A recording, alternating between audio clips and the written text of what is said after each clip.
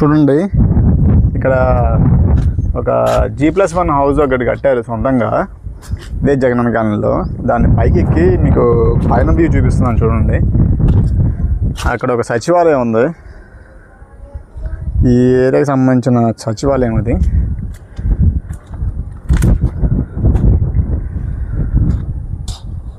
చూడండి ఎలా కట్టారు అనేది.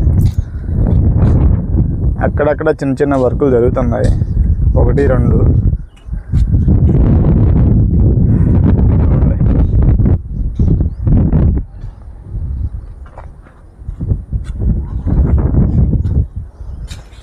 మొత్తం ఇంకొక సంవత్సరం 2 సంవత్సరాలు ఉంటే మొత్తం అడవి అయిపోద్దాము కాలనీ మొత్తం.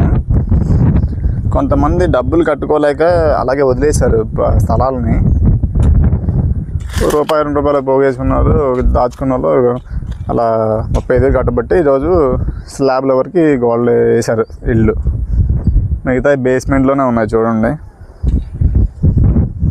ఇంకా కన్స్ట్రక్షన్ ఉంది, ఇంకా 50% కంప్లీట్ అయిపోయిందేమో. 50 or 40 అయింది అంతే, ఇంకెక్కువ అవ్వలేదు. 50 or 40% రెడీ అయింది. చూడండి ఆ చివరి దాకా ఉన్నాయి, చివరి దాకా. చాలా పెద్ద కాలనీ ఇది, చాలా పెద్ద కాలనీ.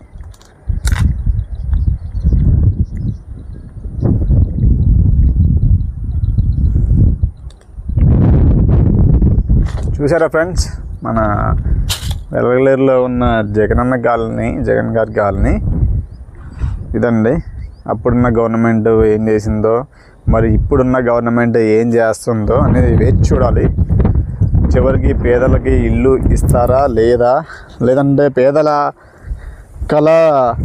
కళ్ళనే మిగిలిపోతుంది అనేది ఉన్న రోజులు, రానున్న రోజుల్లో ఎదురు చూడాలి. ఇంకా మనం ఆ ఎదురు చూడడం తప్పితే ఇంకా మనం సామాన్య మనిషి ఏం చేయలేడు కదా. ఇంకా అంతే కదా. ఓకేనా ఫ్రెండ్స్, చూశారు కదా జగనన్న కాలనీ, వెలగలూరులో ఉన్న జగనన్న కాలనీ. వీడియో మీకు నచ్చితే లైక్ చేయండి, షేర్ చేయండి. మీ బంధువుల్లో ఇంకా ఇలాంటి ఇల్లు ఎవరికైనా వచ్చి ఉంటే వాళ్ళకి కూడా షేర్ చేయండి. వాళ్ళకి కొంచెం ఒక ఐడియా వస్తుంది, ఎంతవరకు వచ్చింది. ఇంత దూరం రాలేరు కదా, ప్రతి ఒక్కరు చూసుకోలేరు కదా. సో వాళ్ళ కోసం వీడియో తీస్తున్నాను. చూడండి, షేర్ చేయండి మీ బంధువులకు కూడా. పలానా వెలగలూరులో ఉన్న జగనన్న కాలనీ ఇలా ఉంది అని చెప్పేసి తెలుస్తుంది. మీరు షేర్ చేయడం వల్ల. కామెంట్ చేయండి, ఇంకేమైనా ఇంకెక్కడ చూపించాలా ఇల్లు, ఇంకా లేదంటే ఇంకేమైనా డౌట్స్ ఉన్నాయా అనేది ఒకసారి కామెంట్ చేయండి. నాకు తెలిసి